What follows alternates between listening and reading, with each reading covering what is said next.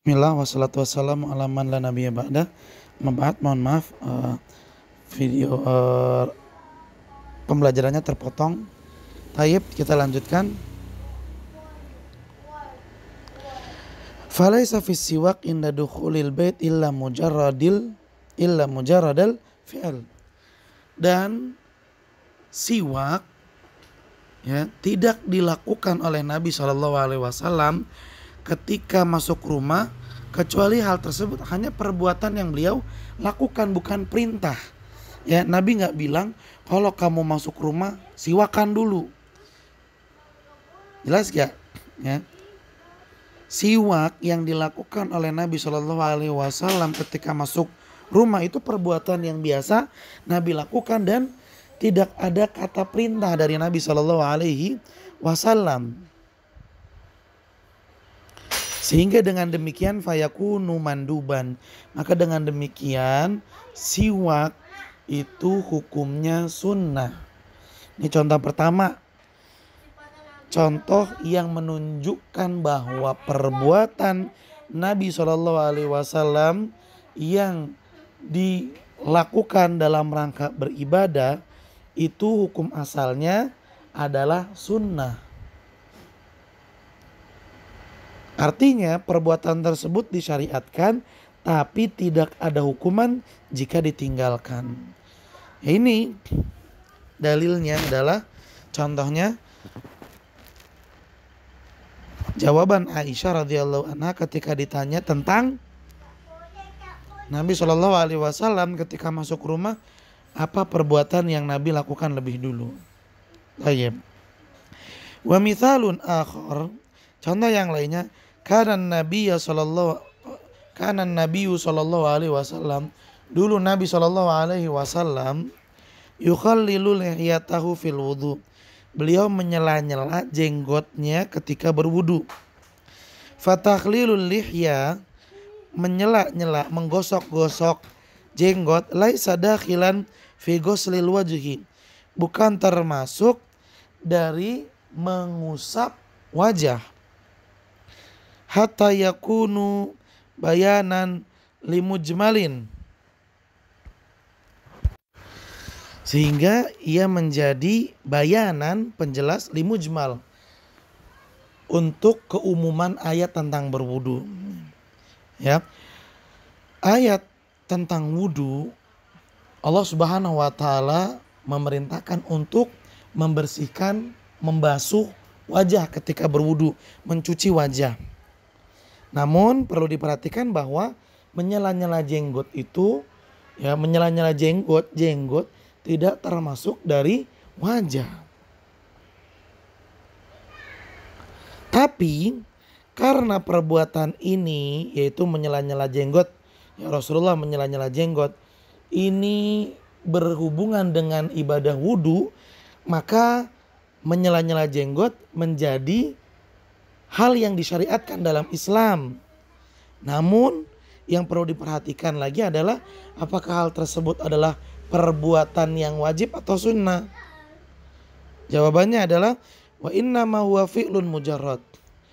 Menyela-nyela jenggot adalah perbuatan yang dilakukan oleh Nabi SAW seperti biasa.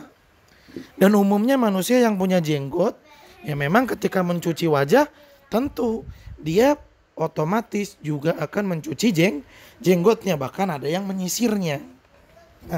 Karena Nabi SAW menyela-nyela jenggotnya ini karena berdasarkan perbuatan Nabi SAW saja, dan tidak ada perkataan dari Nabi yang memerintahkan umatnya untuk menyela-nyela jenggot. Tidak ada riwayat yang mengatakan sela-sela jenggot kamu ketika wudu. Artinya ini hanyalah perbuatan Nabi SAW saja. Fayakunu manduban. Maka dengan demikian menyela-nyela jenggot dalam berwudu itu hukumnya sunnah. Dengan kata lain, perbuatan yang disyariatkan dalam Islam tapi hukumnya sunnah. Mudah-mudahan bisa dipahami ya. Jadi kesimpulannya ya ikhwan, jika ada perbuatan yang dilakukan oleh Nabi SAW dan Nabi SAW melakukan itu sebagai bentuk ibadah, Ingat, hukum asalnya adalah sunnah. Nggak langsung dinyatakan wajib, enggak. Tapi hukum asalnya adalah sunnah. Yang artinya dianjurkan untuk dilaksanakan, tapi tidak ada hukuman bagi yang meninggalkannya. Contohnya apa ya? Contohnya tadi Nabi menyela-nyela jenggot. Ini kan umum ya, dilakukan oleh manusia. Ketika mereka mencuci, membasuh wajahnya, tentu mereka akan menyambung sampai ke jenggotnya. Tapi jenggot itu tidak termasuk dari wajah. Nah, karena perbuatan Nabi menyela-nyela jenggot ini berhubungan dengan wudhu, maka menyela-nyela jenggot masuk ke dalam kategori hal yang disyariatkan dalam Islam. Tapi hukumnya sunnah. Kapan sih perbuatan yang sunnah itu sampai naik derajatnya ke wajib? Yaitu ketika ada dalil. Sekali lagi, perbuatan Nabi yang ditunjukkan untuk ibadah hukumnya, ya hukum asalnya sunnah. Dan akan naik, meningkat menjadi wajib ketika ada dalil. Ya, ketika ada dalil. Contohnya bagaimana? Oke, contohnya misalnya adalah Rasulullah SAW ketika hendak sholat beliau berwudu. Selalu berwudu, beliau ngelakuinnya. Setiap kali mau sholat beliau berwudu. Oh, berarti wudu itu termasuk syariat dalam Islam. Tetapi harus diingat, ketika mendapatkan suatu amalan yang dilakukan oleh Rasulullah SAW sebagai bentuk ibadah, itu hukum asalnya adalah sunnah. Akan menjadi wajib kalau ada perintah. Ada gak perintah untuk wudu? Ada. Dalam ayat Al-Quran Allah Subhanahu Wa Taala memerintahkan untuk wudu. Dalam hadis yang lainnya Rasulullah SAW juga memerintahkan untuk berwudu. Salah satunya adalah Nabi SAW bersabda, la yaqbalullahu salata ahadikum idza ahdatha hatta yatawadda. Allah tidak akan menerima salat seseorang di antara kalian sampai dia berwudu. Ya, kalau dia berhadas sampai dia berwudu. Ini menunjukkan bahwasanya wudu bukan lagi berhukum sunnah, tapi hukumnya sudah menjadi wajib karena ada dalil lain yang memerintahkannya. Alhamdulillah. Taib. Kemudian kita baca footnote-nya atau hamishnya, keterangan catatan kaki.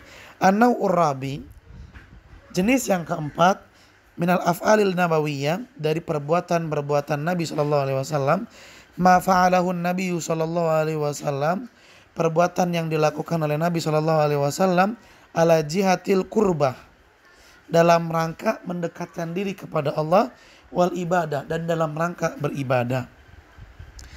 Walam yakum, dan tidak ada dalilun, satu dalil ala kaunihi, yang menerangkan bahwa perbuatan tersebut khasan bihi, adalah perbuatan yang khusus bagi Nabi SAW saja.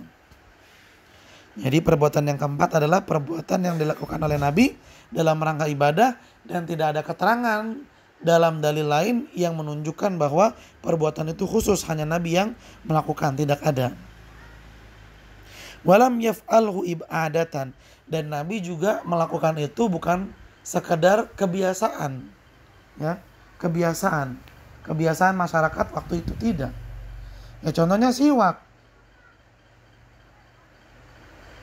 Di zaman Nabi SAW bukan kebiasaan umum masyarakat ketika masuk rumah bersiwak, enggak.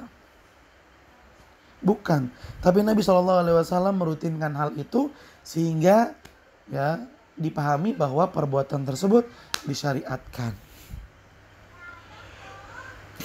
Fahadha dalilun ala anna hadzal fi'la, karena perbuatan ini dilakukan oleh Nabi SAW dalam rangka ibadah dan tidak ada dalil yang menunjukkan bahwasanya hal itu hanya khusus bagi Nabi, serta tidak ada indikasi yang menyatakan bahwa perbuatan tersebut dilakukan oleh Nabi SAW atas dasar adat kebiasaan orang-orang zaman itu.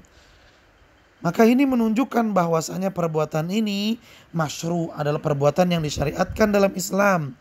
Wa yahtamilu, namun perbuatan yang masyru' ini ada dua ihtimal, ada dua kemungkinan. An yakuna wajiban, Bisa jadi perbuatan itu hukumnya wajib au manduban, bisa jadi hukumnya mandub. Nah, ini masih dijelaskan dari awal banget nih. Kalau yang ada di hamish, di catatan kaki ini dijelaskan dari awal banget. Dimana penjelasannya lebih rinci. Ya, kalau yang tadi di matan langsung dijelaskan bahwa setiap perintah, setiap perbuatan yang dilakukan oleh Nabi dalam rangka ibadah, hukum asalnya adalah sunnah. Langsung dinyatakan seperti itu. Tapi ketika di hamish, catatan kaki, di sini diterangkan setiap perbuatan yang dilakukan oleh Nabi dalam rangka ibadah, tidak ada dalil yang menyatakan bahwasanya ini kekhususan bagi Nabi, tidak ada indikasi yang menyatakan bahwa ini adalah perbuatan yang Nabi lakukan atas dasar adat keumuman manusia zaman itu, maka hal ini disyariatkan dalam Islam. Tapi ya ada dua kemungkinan, ini wajib atau sunnah. Nggak langsung dibilang ini sunnah. Wa qad ikhtalafal usuliyun. Ulama usul fikih telah berselisih fihi, dalam permasalahan ini. Dalam permasalahan apakah perbuatan yang jenis keempat ini hukumnya wajib apa hukumnya sunnah. Fahamala ta'ifatun alal wujub. Sebagian ulama mengatakan bahwa hukumnya wajib. Li'anna Allah azza wa jalla yaqul, berdasarkan firman Allah azza wa jalla, wattabi'uhu, hendaklah kalian wahai umat Nabi Muhammad mengikutinya. Ini perintah dari Allah untuk mengikuti Nabi Muhammad, dan perintah itu hukum asalnya wajib. Hendaklah kalian wahai umatnya Nabi Muhammad mengikuti Nabi sallallahu alaihi wasallam la'allakum tahtadun. Mudah-mudahan dengan demikian kalian menjadi orang yang mendapat petunjuk.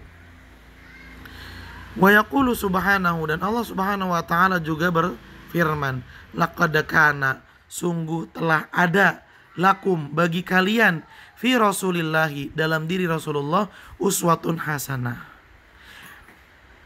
panutan yang baik, contoh yang bagus, liman kana, bagi kalian yang yarjullaha, berharap bisa bertemu dengan Allah dalam pertemuan yang baik, wal yaumal akhir, dan berjumpa dengan hari akhirat dalam keadaan yang baik juga. Nah, dari kedua dalil ini, kelompok ulama usuliyun yang pertama menyatakan bahwa setiap perbuatan yang dilakukan oleh Nabi dalam rangka ibadah hukumnya adalah wajib. Wa ta'ifatun, dan ada kelompok ulama usuliyin yang lain, hamalathu alan nadab, menyatakan bahwa perbuatan ini hukumnya bukan wajib tapi sunnah. Qalu, kelompok ulama yang kedua ini berkata, al aslu bara'atu dzimma, hukum asalnya adalah terbebasnya tanggungan, min wujubihi, dari kewajiban melaksanakan perbuatan yang disyariatkan itu.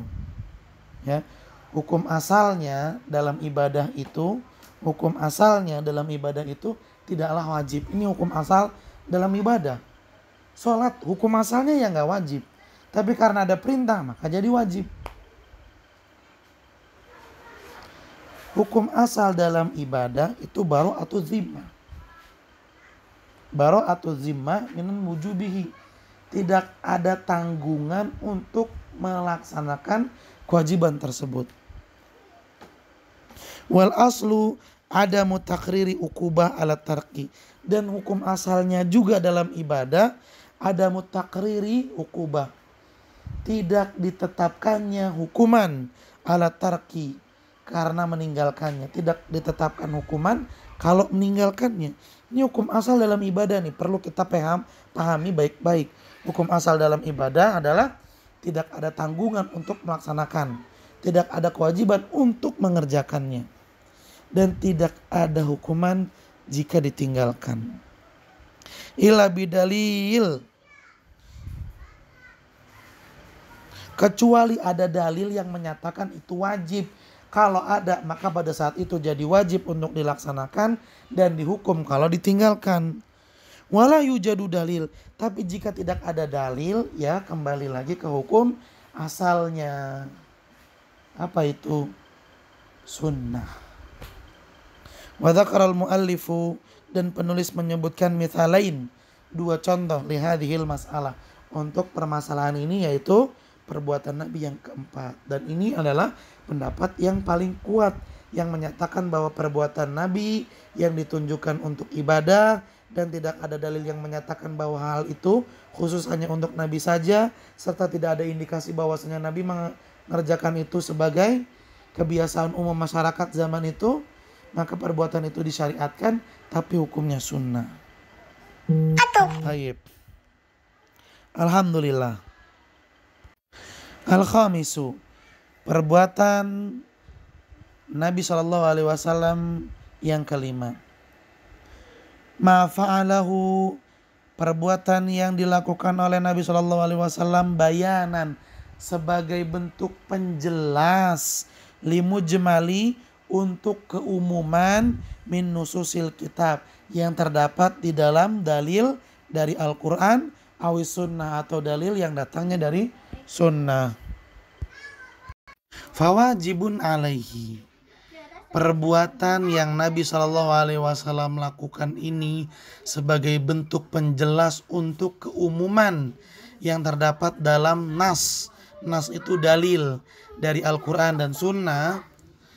Wajib itu hukumnya wajib alaihi, bagi Nabi SAW, hatta yasulal bayan, sampai penjelasan ini sampai kepada umatnya. Sampai ya perbuatan Nabi yang menjelaskan keumuman dalil ini betul-betul telah sampai atau betul-betul telah disampaikan kepada umatnya. Liwujubi tablighi alaihi, karena wajib bagi Nabi untuk menyampaikannya. Artinya gini ya ikhwan, perbuatan yang kelima ini hukumnya wajib bagi Nabi. Wajib bagi Nabi untuk dilaksanakan.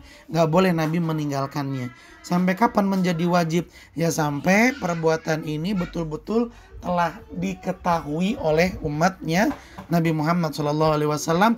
Karena ya wajib bagi Nabi untuk menyampaikan ajaran ini. Tsumma yakunu lahu hukmu dzalikan nas al mubayyin fi haqqihi wa haqqina. Tsumma yakunu lahu hukmu dzalikan nas al mubayyan. Kemudian nas yang mujmal tadi pun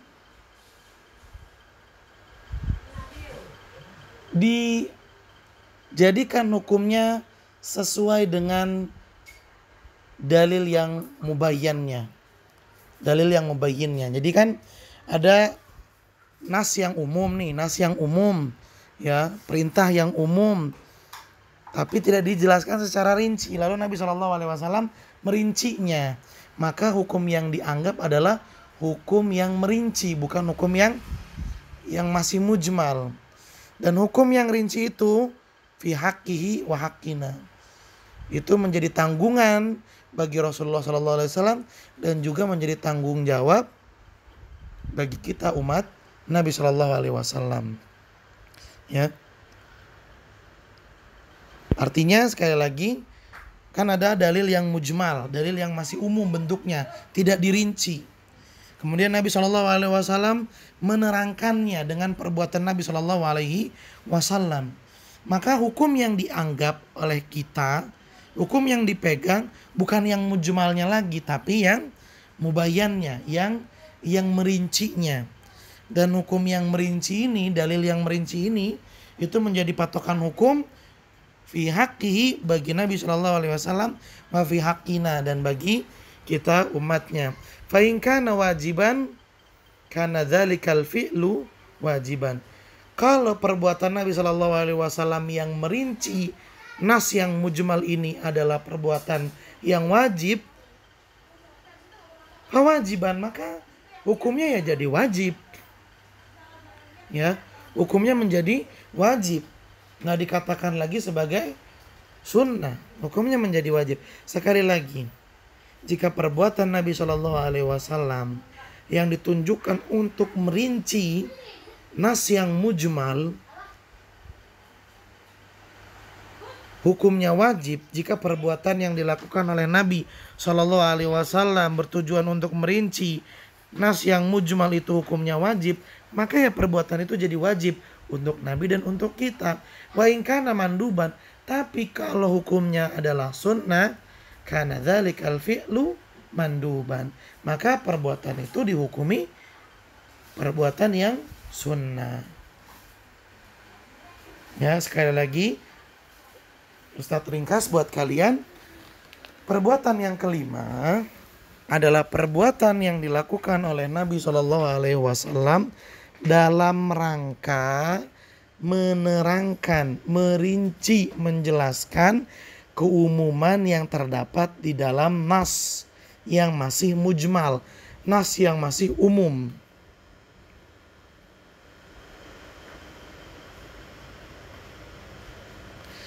Nah, perbuatan ini hukumnya wajib untuk dilakukan oleh Nabi Shallallahu Alaihi Wasallam. Sampai kapan Nabi wajib untuk melakukannya? Ya sampai rincian tersebut diketahui oleh umatnya Nabi Shallallahu Alaihi Wasallam. Karena Nabi itu wajib untuk menyampaikan ajaran sampai dipahami oleh umatnya. Nah, kalau udah nyampe, maka hukum yang dipegang adalah hukum yang datang dari perbuatan Nabi yang merinci. Tidak lagi melihat kepada nas yang masih mujmal. Hukum yang kita pegang dan hukum yang dipegang oleh Nabi adalah hukum yang mubayyan. Hukum yang telah dijelaskan oleh perbuatan Nabi. Sehingga kita tidak perlu lagi melirik ke nas yang mujmal.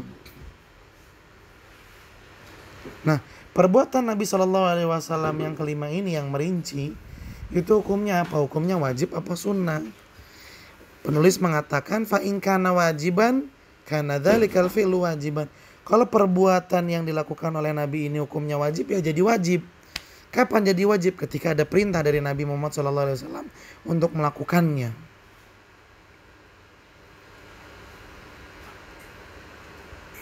Wa in kana manduban, tapi jika perbuatan tersebut dilakukan oleh Nabi SAW dan hukumnya sunnah, kana dzalikal fi'lu manduban, maka perbuatan yang kelima ini hukumnya juga mandub. Baik, agar lebih jelas mari kita membaca hamish, catatan kaki.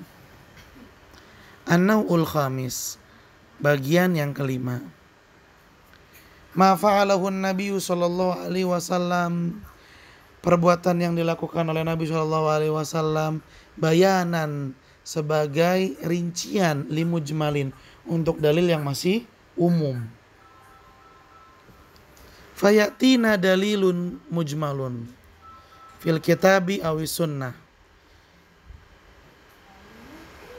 Kita mendapati ada dalil yang mujmal. Dalil bentuknya umum. Fil kitab, baik kita dapati dalil tersebut dari Al-Quran, awis sunnah atau dari sunnah. Fayuwaddihuhun Nabiyu sallallahu alaihi wasallam. Kemudian Nabi menjelaskan rincian, ya, merinci, menjelaskan keumuman dalil tersebut bifi'li sallallahu alaihi wasallam, dengan perbuatan Nabi, bukan dengan perkataan. Nabi nggak bilang ini maksudnya gini enggak, tapi Nabi merincinya dengan perbuatan Nabi sallallahu alaihi wasallam. Fayakunu dzalikal fi'lu masru'an, maka perbuatan Nabi yang merinci dan menjelaskan ini menjadi perbuatan yang disyariatkan. Wa taudihan, dan sebagai rincian dan penjelasan lidzalikal qaul, untuk dalil yang masih umum, di mana dalil tersebut masih berbentuk penyampaian dengan berita, bukan dengan perbuatan, dengan ucapan, bukan dengan perbuatan. Fa in kana dzalikal qaulu dalan alal wujub, kalau dalil yang mujmal ini yang bentuknya masih dengan qaul, dalan alal wujub, tapi sudah menunjukkan kepada kewajiban untuk melaksanakannya, kanat tilka sifah ats-tsabita bil fi'lin nabawi wajibatun. Maka perbuatan Nabi yang merincinya pun jadi wajib. Sekali lagi. Jadi gini ya ikhwan. Ada dalil mujmal, ada dalil mujmal. Tapi dalil yang mujmal ini hukumnya wajib. Lalu Nabi SAW merincinya, menerangkannya, menjelaskan keumuman dalil tersebut. Lalu apa hukum perbuatan Nabi yang merinci itu? Apakah perbuatannya wajib atau sunnah? Perbuatan Nabi SAW yang merinci itu yang mengikuti dalil yang umum. Mengikuti dalil yang umum. Dalil yang umum tadi hukumnya wajib. Maka perbuatan Nabi jadi wajib. Taib, biar lebih jelas Ustadz akan gambarkan. Ini perbuatan Nabi SAW yang kelima ya. Jadi begini ya ikhwan. Ada dalil umum, dalil mujmal, dalil yang bentuknya masih umum, belum dirinci. Baik dalil tersebut dari Quran atau dari sunnah.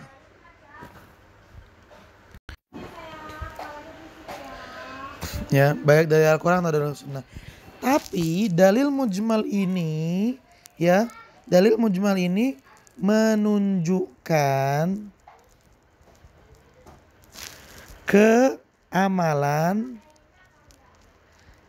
yang hukumnya wajib. Nah, dari awal dalil mujmal ini sudah menunjukkan keamalan yang hukumnya wajib, tapi masih mujmal. Lalu Nabi SAW Nabi menjelaskannya. Nabi SAW menjelaskan keumuman dalil tersebut. Dalil itu cuma bilang kerjain ini, tapi nggak dijelasin caranya bagaimana. Nah, Nabi menjelaskan caranya dengan perbuatan Nabi, bukan dengan perkataan. Lalu timbul permasalahan. Perbuatan Nabi ini hukumnya apa? Apakah hukumnya sunnah? Seperti perbuatan Nabi yang keempat tadi. Karena hukum asal suatu ibadah itu tidak boleh dihukum bagi orang yang meninggalkannya. Ini makna sunnah atau wajib. Nah, jawabannya adalah perbuatan Nabi SAW ini mengikuti hukum dalil yang mujmal. Karena dalil yang mujmal ini hukumnya wajib, maka perbuatan Nabi SAW ini pun jadi ikut-ikutan wajib. Mudah-mudahan kalian paham ya ikhwan. Tayyib, selanjutnya. Mithalu dzalika, contoh dalam hal ini adalah sholatul kusuf, sholat gerhana. Amara bihan Nabiyu sallallahu alaihi wasallam. Nabi memerintahkan untuk melaksanakan sholat kusuf. Fi qaulihi, dengan sabdanya, fa idza raaitum dzalika, kalau kalian melihat gerhana, fafza'u, maka bersegeralah ila shalah, untuk melaksanakan sholat gerhana. Wa hadzal amru lil wujub. Perintah yang Nabi sampaikan ini adalah perintah yang bentuknya wajib. Fahuwa fardu kifayatin. Kewajibannya berbentuk fardu kifayah inda jamahir ahlil ilmi, menurut jumhur ulama. Tsumma bayyana Nabi sallallahu alaihi wasallam. Lalu Nabi sallallahu alaihi wasallam menjelaskan hadhihi shalah, cara mengerjakan salat gerhana, bifi'lihi, dengan perbuatan Nabi sallallahu alaihi wasallam. Wasallaha, Nabi sallallahu alaihi wasallam pun mengerjakan salat gerhana biruku aini, dengan 2 kali ruku, fi kulli raqatin, di setiap rakaat. Padahal kan umumnya salat 1 rakaat ya 1 kali ruku, tapi berbeda dengan salat gerhana. 1 rakaat rukunya 2 kali. Fanakul, maka kita katakan hadzal fi'lun nabawi, perbuatan Nabi Shallallahu alaihi wasallam ini ya dulu alal wujub, menunjukkan kepada hukum yang wajib.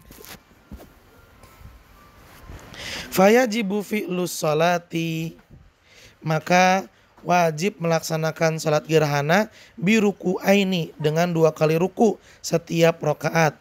Li'annal fi'lan nabawi, karena perbuatan Nabi Shallallahu alaihi wasallam ini waqa'a, terjadi, bayanan, sebagai penjelas, lil haditsil qauli, untuk hadis Nabi yang bentuknya ucapan dan sifatnya masih umum. Wal haditsu dalun alal wujub, hadis yang bentuknya perkataan dan masih umum ini menunjukkan kepada kewajiban. Fayakhudhul fi'lul mubayyinu, oleh karena itu perbuatan Nabi yang merinci dan menjelaskan perkataan Nabi yang umum tadi mengambil hukma ma huwa bayanan lahu, mengambil hukum dari dalil yang qaul tadi, dalil yang bentuknya perkataan Nabi dan sifatnya masih umum. Fayakunu wajiban, maka dengan demikian perbuatan Nabi yang merinci ini pun jadi wajib juga. Mudah-mudahan kalian paham nih ya. Intinya sama seperti yang tadi Ustadz tulis. Perbuatan Nabi yang merinci dalil yang mujmal itu hukumnya mengikuti dalil yang mujmal. Kalau dalil yang mujmal bilang wajib, maka perbuatan Nabi yang rinci itu juga jadi wajib.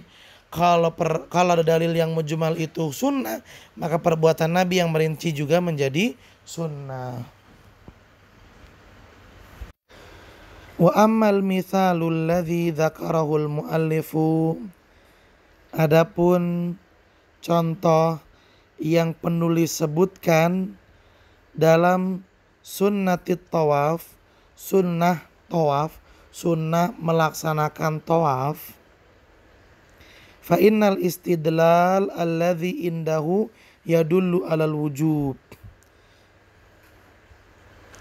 maka pendalilan ini yang ada pada beliau menunjukkan kepada kewajiban. Li'anna qawlahu, karena firman Allah Subhanahu wa taala, wattakhidhu, dan ya jadikanlah, ya ini perintah, fi'lu amrin, bentuknya fi'il amr, wal amru al aslu fihi, dan perintah itu hukum asalnya an yakuna lil wujub, hukum asalnya adalah untuk perkara yang wajib. Wa fi'lun Nabi sallallahu alaihi wasallam, dan perbuatan Nabi sallallahu alaihi wasallam jaa bayanan lil ayah, ada untuk menerangkan keumuman ayat tadi, di mana Allah Subhanahu wa taala memerintahkan untuk tawaf, tapi kan nggak dijelasin sama Allah caranya gimana. Lalu sama Nabi dijelasin dengan perbuatan Nabi sallallahu alaihi wasallam. Fa'ala dzalika, oleh karena itu ya'khudhu fi'luhu hukma ma huwa bayanan lahu, ma huwa bayanun lahu. Oleh karena itu perbuatan Nabi yang merinci ini mengambil hukum yang sama dengan keumuman dalil. Karena dalil yang umum itu menunjukkan kepada perkara yang wajib, sebab dalil yang umum tersebut bentuknya fi'il amr, dan fi'il amr itu menunjukkan kepada sesuatu yang wajib, maka perbuatan Nabi yang merinci juga menjadi ikut-ikutan wajib. Wa bidzalika qalat ta'ifatun minal malikiyah, dan inilah pendapat yang diambil oleh sebagian kelompok ulama Malikiyah. Wal jumhur saraful wujub lidalilin akhar,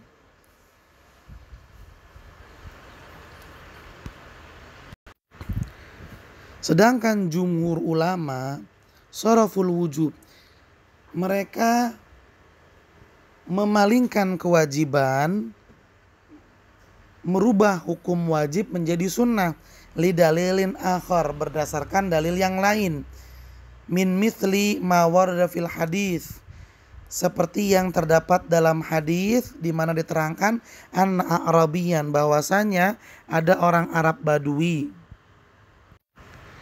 Sa'alan Nabi sallallahu alaihi wasallam, bertanya kepada Nabi sallallahu alaihi wasallam, anil wajib minas salawat, bertanya kepada Nabi sallallahu alaihi wasallam tentang salat-salat yang wajib, kewajiban-kewajiban dalam salat.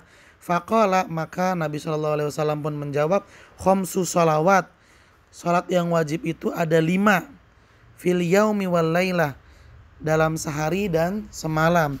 Walam yadhkur minha salat at-tawaf, dan Nabi sallallahu alaihi wasallam tidak menyebutkan dalam hadis di sini tawaf. Ini menunjukkan tawaf bukanlah perkara yang wajib, karena Nabi nggak bilang ya khamsa salawat dan tawaf.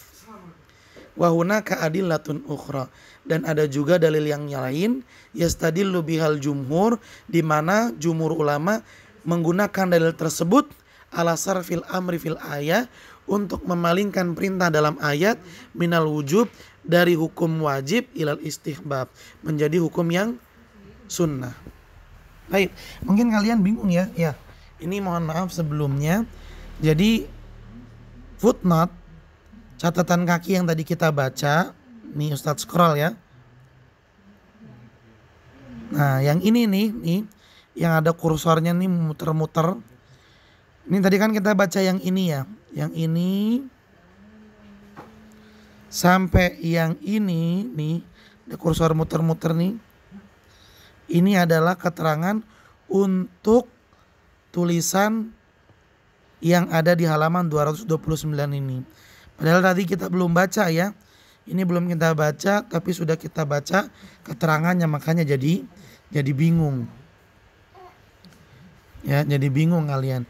Tapi mudah-mudahan keterangan tadi ya bisa kalian tetap pahami, sehingga ketika kita membaca tulisan yang ini nih, tulisan yang ada di atas garis ini, kita nggak pusing, tapi kita bisa memahaminya dengan mudah. Taib, ya kita baca dulu berarti kalau begitu tulisan yang ada di halaman 229 ini. Perhatikan baik-baik. Mithalul wajib, contoh yang wajib maksudnya adalah perbuatan Nabi yang merinci dalil yang mujmal itu hukumnya wajib, gara-gara dalil yang mujmal itu juga hukumnya wajib. Nah ini contohnya nih. Af'alus sholatil wajibah, perbuatan Nabi yang menerangkan salat wajib. Allati fa'alahan Nabi SAW, yang Nabi SAW melakukan bayanan, sebagai bentuk rincian penjelasan limujmali qouli ta'ala, untuk keumuman firman Allah Subhanahu wa taala, wa aqimus shalah, dan dirikanlah salat. Nah ini kan jelas ya. Allah Subhanahu wa taala memerintahkan kita untuk mendirikan sholat, tapi Allah nggak menjelaskan gimana caranya. Walaupun Allah nggak menjelaskan gimana caranya, tapi ini hukumnya wajib. Perintah ini hukumnya wajib. Kenapa? Karena datang dalam bentuk fi'il amr, dan fi'il amr itu hukum asalnya wajib. Lalu Nabi Shallallahu Alaihi Wasallam pun menerangkan cara mengerjakan sholat. Nah, perbuatan Nabi Shallallahu Alaihi Wasallam yang menerangkan cara mengerjakan sholat ini hukumnya juga wajib, mengikuti kewajiban yang terdapat dalam keumuman ayat wa aqimus shalah. Begitu maksudnya. Wa mithalul mandub, dan contoh untuk yang sunnah, sholatu sallallahu alaihi wasallam, salatnya Nabi sallallahu alaihi wasallam, rak'ataini, 2 rakaat, khalfal maqam, di belakang maqam Ibrahim, ba'da'an farigha minat tawaf, setelah Nabi sallallahu alaihi wasallam selesai dari tawaf. Bayanan, di mana Nabi sallallahu alaihi wasallam melakukan itu sebagai penjelas liqaulihi ta'ala, penjelas untuk firman Allah Subhanahu wa taala, wattakhidhu mim maqam Ibrahim musalla, dan ya, laksanakanlah salat di belakang maqam Ibrahim. Sekali lagi, dan jadikanlah lokasi maqam Ibrahim sebagai tempat untuk pelaksanaan salat. Ini perintah dari Allah Subhanahu wa taala. haitsu taqaddama sallallahu alaihi wasallam ila maqami Ibrahim, di mana Nabi sallallahu alaihi wasallam mendatangi maqam Ibrahim wa huwa yatlu hadhil ayah, sambil membaca ayat ini, yaitu wattakhidhu mim maqami Ibrahim musalla wa rak'atani khalfa maqami sunnah, dan melaksanakan sholat 2 rakaat di belakang maqam Ibrahim ini sunnah. Tahunya dari mana sunnah? Karena Nabi pernah ditanya sholat yang wajib itu yang mana? Nabi cuma bilang ada 5. Zuhur, asar, maghrib, isya, subuh. Dan gak disebutkan di situ sholat di belakang makam Ibrahim. Itu menunjukkan bahwa sholat di belakang makam Ibrahim itu hukumnya sunnah. Ini adalah contoh yang sunnah. Taib ahibati fillah, para siswa SMA Plus Liwaul Furqan, mungkin sampai di sini dulu keterangan dan penjelasan pembelajaran kita tentang usul fikih. Mudah-mudahan kalian bisa memahaminya dengan baik. Insyaallah kita akan kembali membaca halaman 229 ini, lalu kita baca lagi catatan kakinya di pertemuan yang berikutnya. Semoga Allah memberikan kita kesempatan dan kemudahan. Terima kasih banyak atas perhatiannya. Mohon maaf apabila ada kekurangan dan kekeliruan. Silakan kalian catat yang penting dan ditanyakan apabila ada yang masih kurang dipahami. Mari kita tutup dengan membaca doa kafaratul majlis. Subhanakallahumma wa bihamdika asyhadu an la ilaha illa anta astaghfiruka wa atubu ilaik. Billahi taufik wal hidayah. Assalamualaikum warahmatullahi wabarakatuh.